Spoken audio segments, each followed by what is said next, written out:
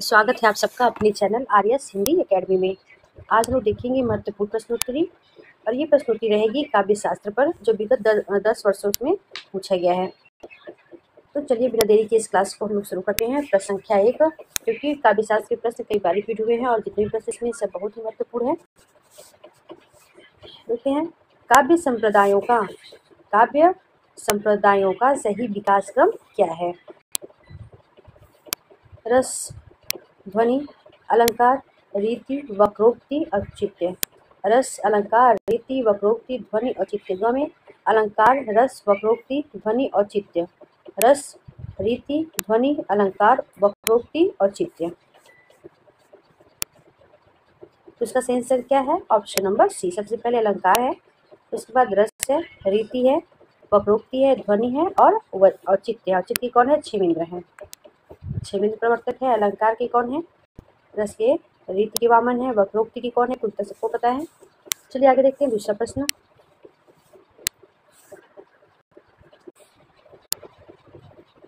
अब देखते हैं काव्य संप्रदाय, कालक्रम तथा उनके प्रवर्तक कौन कौन है।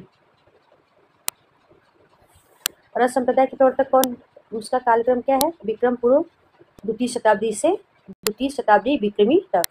क्या है? 200 ईसा पूर्व से 200 ईस्वी के बीच माना गया है रस संप्रदाय का समय। इसके प्रवर्तक कौन है? तो भरत मुनि है।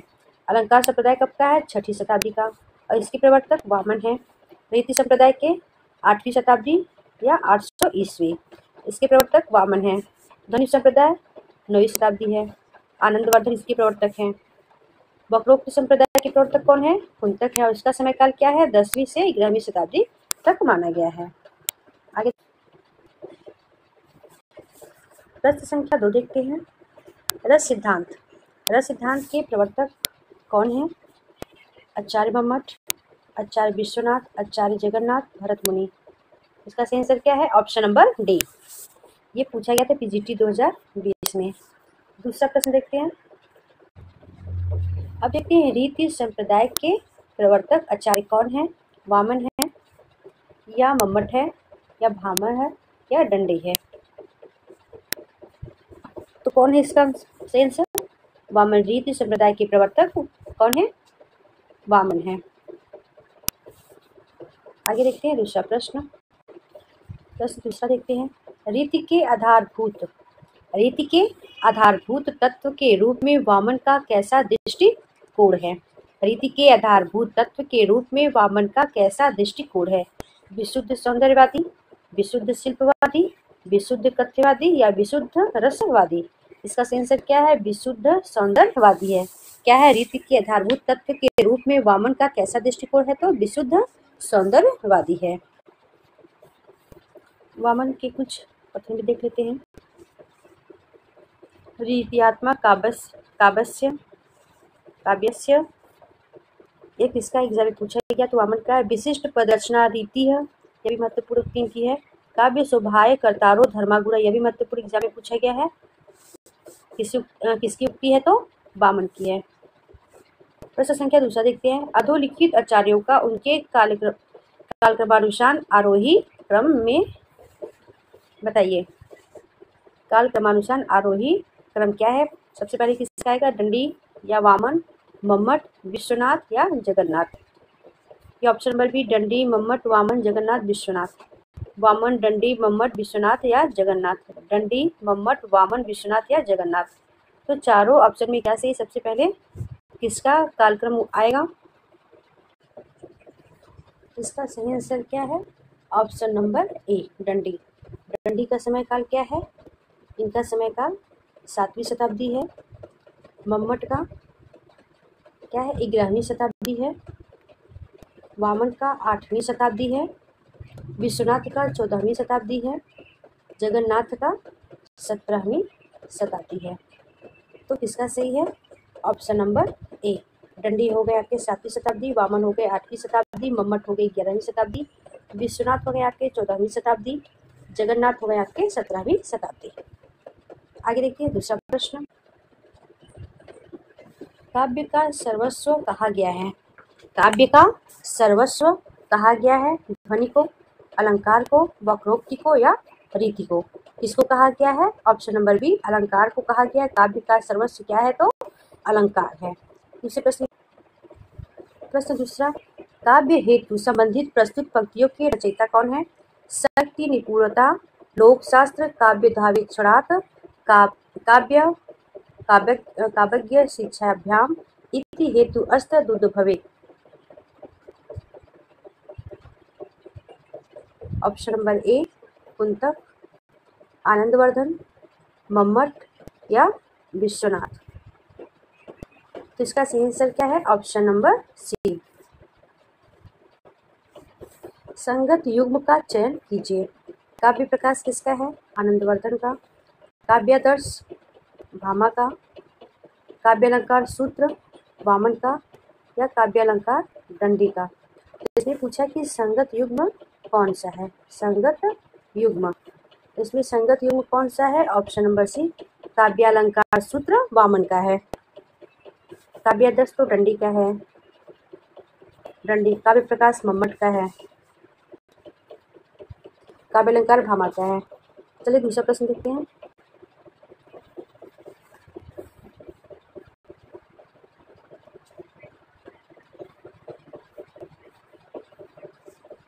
अदोषौ सगुणो सालंकारी च शब्दार्थो काव्यम, यह इनमें से किस आचार्य का दिया हुआ काव्य लक्षण है? वामन, भामा, हेमचंद्र या कुंतक। अदोषो सगुणो सालंकारी च शब्दार्थो काव्यम, तो ऑप्शन नंबर सी आपका सही। हेमचंद्र ने क्या कहा है? अदोषौ सगुणो सालंकारी च शब्दार्थो काव्यम। तो संख्या दूसरा देखते हैं। आचार्य हेमचंद्र अपने ग्रंथ काव्यानुशासन में काव्य लक्षण को परिभाषित करते हुए कहते हैं कि अदोषौ सगुणो सालंकार शब्दार्थो काव्यम, अर्थात दोषों से रहित गुण व अलंकारों से युक्त शब्द काव्य है। क्या है? दोषों से रहित हो, गुण व अलंकार से युक्त हो, शब्द काव्य है। किसने कहा? हेमचंद्र ने।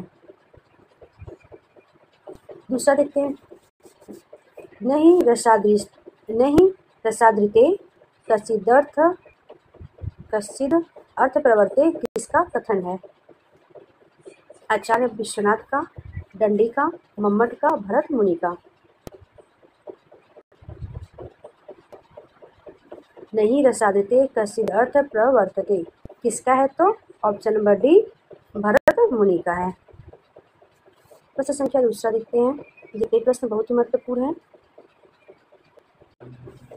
सूची 1 के रचनाकारों को सूची 2 में लिखी उनकी कृतियों से समुचित मेल करके दिए गए कूट से सही विकल्प का चयन करिए। सूची 1 में रचनाकार एवं उनकी कृतियां।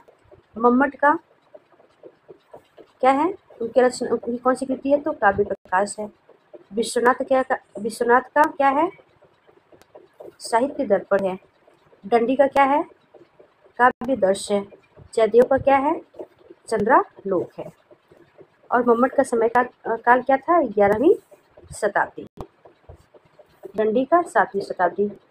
मोस्ट इसको आप लोग अच्छे से याद रखिएगा। प्रश्न संख्या दूसरा देखते हैं। औचित्य को काव्य की आत्मा के रूप में प्रतिष्ठित करने वाले आचार्य कौन है? औचित्य को काव्य की आत्मा के रूप में प्रतिष्ठित करने वाले आचार्य कौन है? आचार्य भामा, आचार्य क्षेमेंद्र, भट्टतौत, भट्ट लोलट। इसका सही आंसर क्या है? औचित्य। औचित्य संप्रदाय के प्रवर्तक कौन थे? तो क्षेमेंद्र थे। इन्होंने काव्य की आत्मा के रूप में प्रतिष्ठित किसको किया था? औचित्य को। दूसरा प्रश्न देखते हैं। कुछ महत्वपूर्ण तथ्य भी देख लेते हैं संप्रदाय के से संबंधित। उसके प्रवर्तक कौन है? काव्य संप्रदाय, प्रवर्तक और ग्रंथ। सबसे पहले देखेंगे रस संप्रदाय के प्रवर्तक कौन है? तो भरत मुनि है। उनके ग्रंथ का क्या नाम है? तो नाट्य शास्त्र है। नाट्य शास्त्र में कितनी अध्याय? तो 36 है। अलंकार संप्रदाय के कौन है? भामा है। इनके ग्रंथ का नाम काव्य अलंकार है। रीति संप्रदाय के वामन है। काव्य अलंकार सूत्र वृत्ति इनका महत्वपूर्ण ग्रंथ है, एग्जाम में पूछा जाता है। ध्वनि संप्रदाय आनंदवर्धन है। धन्यालोक है इनकी रचना है। वक्रोक्ति संप्रदाय कुंतक इनके प्रवर्तक है। वक्रोक्ति जीवतम महत्वपूर्ण रचना है कुंतक की। औचित्य संप्रदाय इसके प्रवर्तक क्षेमेंद्र हैं और इनके ग्रंथ का नाम औचित्य विचार चर्चा है। इसको आप लोग अच्छे से याद कर लीजिएगा क्योंकि बार बार एग्जाम में ये पूछा जाता है कि संप्रदाय के कौन प्रवर्तक हैं, तो उनके ग्रंथों के क्या नाम है। कुछ महत्वपूर्ण काव्य शास्त्रीय ग्रंथ भी देख लेते हैं, जैसे 10 रूपक किसकी रचना है, तो धनंजय की है। प्रश्न बन सकता है कि 10 रूपक किसकी रचना है, तो धनंजय की है। अलंकार सर्वस किसकी है, तो रोयक की है। रस गंगाधर जगन्नाथ की है। काव्य प्रकाश मम्मट की है। उज्ज्वल नीलमणि रूप गोस्वामी की है। जितने भी रचनाकार हैं या उनके ग्रंथ हैं सब एग्जाम में पूछे जा चुके हैं। हो सकता है एग्जाम में दोबारा से पूछा जाए, तो इसको आप लोग अच्छे से पढ़ लीजिएगा। आचार्य क्षेमेंद्र ने औचित्य के कितने अंग निर्धारित किए हैं? आचार्य क्षेमेंद्र ने कितने अंग निर्धारित किए हैं औचित्य के? तो 28, 23, 19 या 29। इसमें आप ऑप्शन नंबर 27 लिख लीजिए। तो कितने माने हैं? ऑप्शन नंबर ए 27। क्षेमेंद्र ने औचित्य के 27 अंग माने हैं और वह औचित्य संप्रदाय के संस्थापक कौन है? तो क्षेमेंद्र हैं। और औचित्य कितने हैं? तो 27 हैं। उनके नाम इस प्रकार हैं, जिनमें सबसे पहले पद, वाक्य, प्रबंध, गुण, अलंकार, रस, क्रिया, कारक, लिंग, वचन, विशेषण, उपसर्ग, निपात, काल, देश, कुल, व्रत, तत्व, सत्व, अभिप्राय, स्वभाव, सार, संग्रह, प्रतिभा, अवस्था, विचार, नाम, आशीर्वाद है। ये क्या है? औचित्य के भेद हैं। कितने हैं? तो 27 है। औचित्य के कितने भेद हैं? 27 है, जिसके नाम इस प्रकार हैं। क्योंकि जितने भेद है सबका नाम याद कर लीजिएगा। आगे देखते हैं।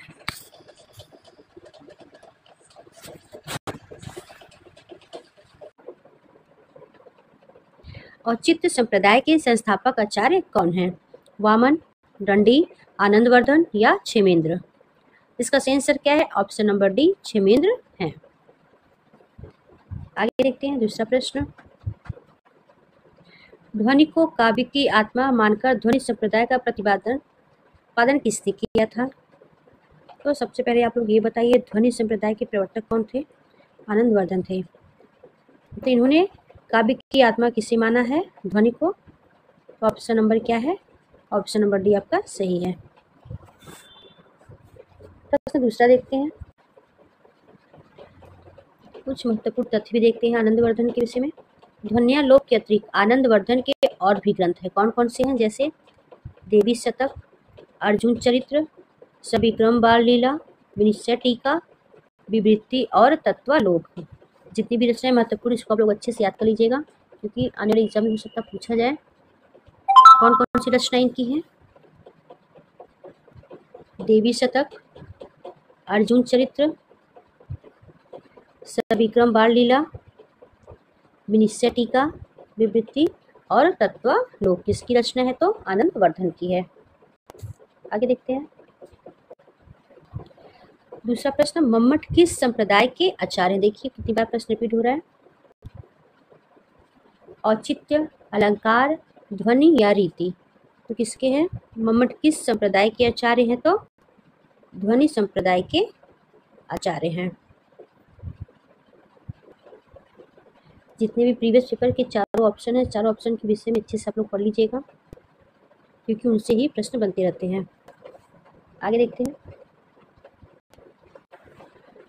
प्रश्न नंबर 17। काव्य के विशिष्ट तत्व के रूप में ध्वनि शब्द का सर्वप्रथम प्रयोग किया। काव्य के विशिष्ट तत्व के रूप में ध्वनि शब्द का सर्वप्रथम प्रयोग किया था किसने? वामन ने, दंडी ने, आनंदवर्धन ने या कुंतक ने? किसने किया था? आनंदवर्धन ने। दूसरा प्रश्न देखते हैं। ध्वनि संप्रदाय के संस्थापक आचार्य कौन है? आप लोग को ये बताइए कौन है? आनंदवर्धन है। एक ही प्रश्न देखिए कितनी बार रिपीट हुआ है।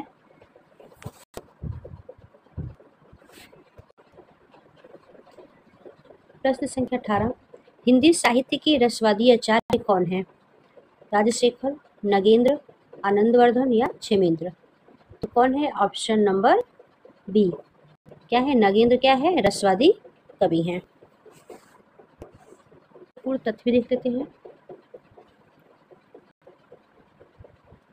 हिंदी में नगेंद्र को रसवादी आचार्य माना जाता है। इन्होंने अपने काव्य शास्त्रीय ग्रंथ रस सिद्धांत में रस एवं साधारणीकरण पर गूढ़ शास्त्रीय विवेचन किया है।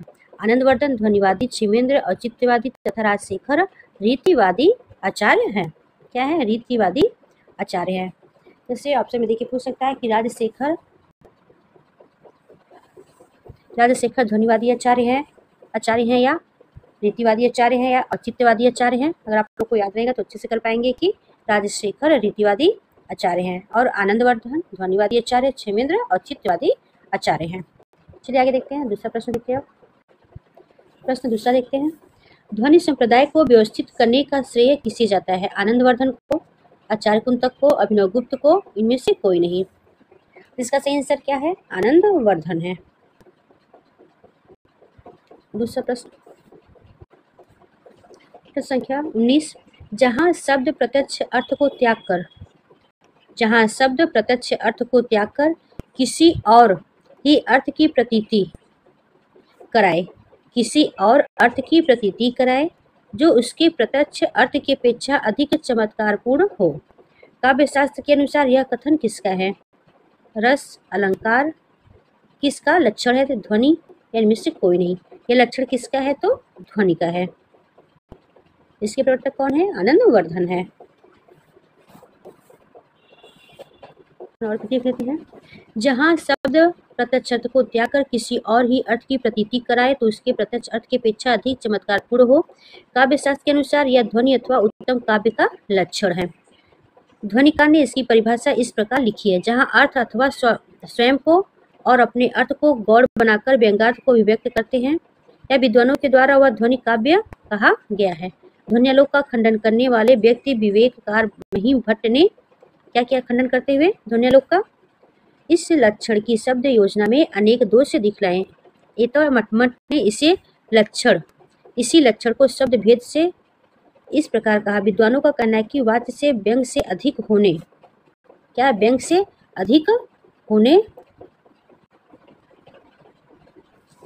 होने पर ध्वनि नामक उत्तम काव्य होता है। आगे देखते हैं।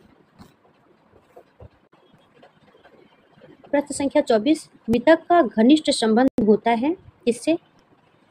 अति मानवीय पौराणिक पात्रों से, विज्ञान लेखन से, प्रौद्योगिकी से, यथार्थवाद से। मिथक का संबंध किससे होता है? ऑप्शन नंबर ए, अति मानवीय पौराणिक पात्रों से होता है। प्रश्न संख्या 25। डॉक्टर नगेंद्र मिथक को कितने वर्गों में बांटा है? तो 2 वर्गों में बांटा है। पहला हो गया आपका धार्मिक मिथक, दूसरा हो गया प्राकृतिक मिथक। और धार्मिक मिथक के 2 भाग हो गए। उपास्य देवी के स्वरूप से संबंधित मिथक, दूसरा कर्म कांड से संबंधित मिथक। मिथकी चिंतक Acharya Hazari Prasad Dwivedi, Nagendra, Jung, Levi Strauss, Freud और इत्यादि हैं। आगे बढ़ते हैं। प्रश्न संख्या 25। किस आचार्य ने गुणों को रस आश्रित माना है? भामह ने, दंडी ने, रुद्रट ने या आनंदवर्धन ने? गुणों को आश्रित किसने माना है? तो आनंदवर्धन ने माना है। गुणों को रस आश्रित मानने वाले आचार्य आनंदवर्धन है। रीति और गुणों से संबंध आनंदवर्धन की मान्यता को जिस प्रकार परवर्ती काव्य शास्त्र में सिद्धांत स्वीकार किया गया उसी प्रकार गुणों और रसों के पारंपरिक संबंध की मान्यता को विद्वान आज तक उसी रूप में स्वीकार करते हैं। प्रतिभा व्युत्पत्ति मिश्र संवेते श्रेयस्यो इति। यह मत किस विद्वान का है? आचार्य मम्मट का, आचार्य राजशेखर का, आचार्य दंडी का या इनमें से कोई नहीं। प्रतिभा व्युत्पत्ति मिश्र संवेते श्रेयस्यो इति, यह किसका है? तो आचार्य शेखर का है, राजशेखर का है। दूसरा प्रश्न, काव्य के अर्थ वैज्ञानिक विवेचन का शुभारंभ किसने किया था? तो ऑप्शन नंबर ए, वामन ने किया था।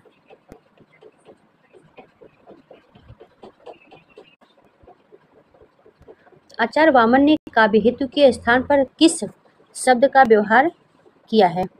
आचार्य वामन ने काव्य हेतु के स्थान पर किस शब्द का व्यवहार किया है? किसका किया है? तो ऑप्शन नंबर डी का। कुछ विशेष तथ्य देख लेते हैं। आचार्य वामन ने हेतु 3 भेद माने हैं। काव्य हेतु के कितने भेद माने हैं? तो 3 भेद माने। कौन कौन सा? प्रतिभा, व्युत्पत्ति और अभ्यास। दंडी ने कितना माना है? इन्होंने भी 3 ही भेद माने हैं, दंडी ने भी। रुद्रट तथा कुंतक ने भामा की प्रतिभा के स्थान पर क्या माना है? शक्ति शब्द का प्रयोग किया है। रुद्रट और कुंतक ने प्रतिभा के स्थान पर किस शब्द का प्रयोग किया है? तो शब्द शक्ति का। किसका किया है? शक्ति शब्द का प्रयोग किया है रुद्रट और कुंतक ने। राजशेखर ने शक्ति को ही मुख्य काव्य हेतु माना है। प्रश्न बन सकता है कि शक्ति को ही किसने मुख्य काव्य हेतु माना है? तो राजशेखर ने। विशिष्ट पद रचना किस काव्य शास्त्रीय संप्रदाय से संबंधित है? प्रश्न संख्या 3। ए रस संप्रदाय, बी अलंकार संप्रदाय, सी रीति संप्रदाय या औचित्य संप्रदाय। विशिष्ट पद रचना ऑप्शन नंबर सी आपका रीति संप्रदाय से संबंधित है। प्रश्न दूसरा देख, संगठना को रचना नाम से भी अभिहित किया गया। वामन ने रीति को काव्य की आत्मा माना है। प्रश्न हो सकता है कि रीति को काव्य की आत्मा किसने माना? वामन ने। इनकी दृष्टि में विशिष्ट पद रचना का नाम रीति है। विशिष्ट का अर्थ है गुणात्मक, अर्थात पद रचना का वैशिष्ट है। आगे देखते हैं दूसरा प्रश्न। प्रश्न संख्या 31। बिंब का काम है क्या है? काव्य में सौंदर्य लाना, काव्य को सजीव बनाना, काव्य को छंदमुक्त करना या उपर्युक्त सभी। तो बिंब का काम क्या होता है? काव्य को सजीव बनाना। आगे देखते हैं दूसरा, इसको आप लोग पढ़ लीजिएगा, महत्वपूर्ण तथ्य है। चलिए आगे देखते हैं दूसरा प्रश्न। निम्नलिखित में से कौन भरत मुनि के रस सूत्र का एक व्याख्याकार नहीं है? भट्टलोलट, क्षेमेंद्र, शशंकु या अभिनवगुप्त। तो कौन नहीं इसमें? ऑप्शन नंबर बी ये क्षेमेंद्र क्या है? भरत मुनि के रस सूत्र का व्याख्याकार नहीं है क्षेमेंद्र। आगे देखते हैं कुछ महत्वपूर्ण तथ्य देखते हैं। भरत मुनि ने अपने प्रसिद्ध ग्रंथ नाट्यशास्त्र में रस सूत्र दिया जो इस प्रकार है। विभानुभाव व्यभिचारी संयोग संयोगादर्श निष्पत्ति। भरत मुनि थे इस सूत्र के व्याख्याकार थे। यह महत्वपूर्ण है, कई बार इससे भी पूछा भी गया है। अब देखते हैं आचार्य भट्टलोलट ने कौन सा सिद्धांत दिया है? तो उत्पत्तिवादी दिया है। और निष्पत्ति का अर्थ क्या है? उत्पत्ति आधारित दर्शन क्या है? मीमांसा दर्शन। शशंकु ने क्या दिया है? अनुमितिवाद। इसका अर्थ क्या है? अनुमिति। और इसका दर्शन क्या है? न्याय दर्शन। भट्टनायक का क्या है? भोगवाद या भुक्तिवाद सिद्धांत है। इसका अर्थ होता है भुक्ति। और इसका आधारित दर्शन क्या है? सांख्य दर्शन। अभिनवगुप्त अभिव्यक्तिवाद इनका सिद्धांत है। इसका अर्थ होता है अभिव्यक्ति। और ये वेदांत क्या है? वेदांत दर्शन पर आधारित है। आगे देख क्या देखते हैं इसमें। रस सूत्र के व्याख्याकार 11 आचार्यों ने दी थी। कितने आचार्यों ने दी थी रस सूत्र की व्याख्या? तो 11 आचार्यों ने, जिसमें से प्रमुख 4 ही थे। कौन कौन थे? शशंकु हो गए आपके, भट्टलोलट, भट्टनायक, क्या थे ये? रस सूत्र के व्याख्याकार थे। भट्टलोलट ने अपने सिद्धांत पे तद्रुपतानुसंधान शब्द का प्रयोग किया है। प्रश्न समझ सकता है कि किसने अपने सिद्धांत में तद्रुपतानुसंधान शब्द का प्रयोग किया है? तो भट्टलोलट ने। शशंकु रस की व्याख्या में चित्र तुरंग न्याय का क्या किया है? प्रयोग किया है।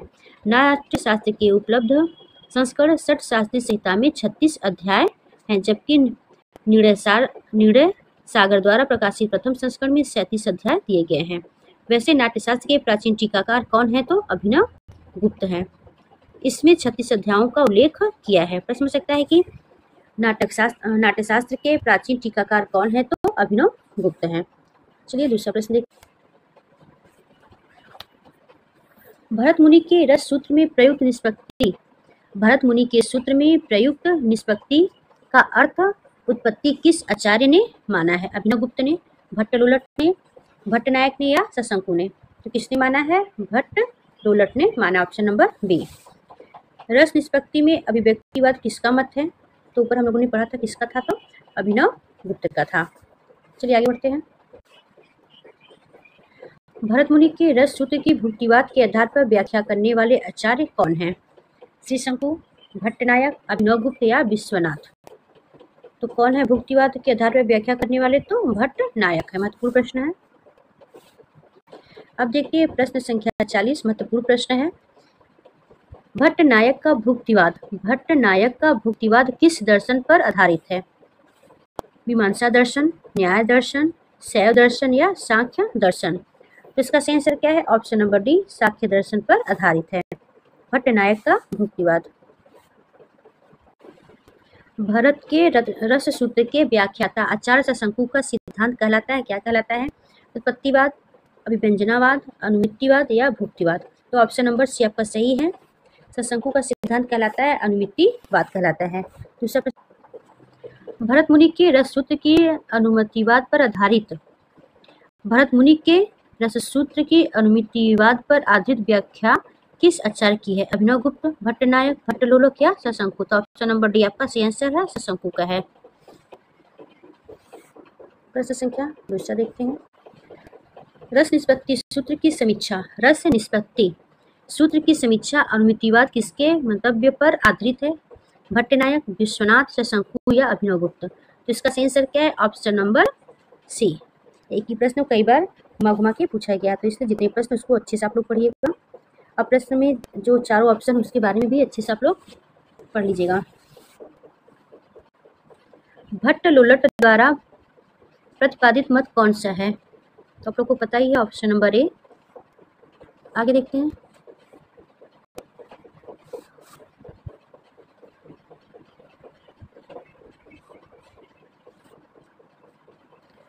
रसानुभूति के संदर्भ में उत्पत्तिवाद संप्रदाय के जनक हैं।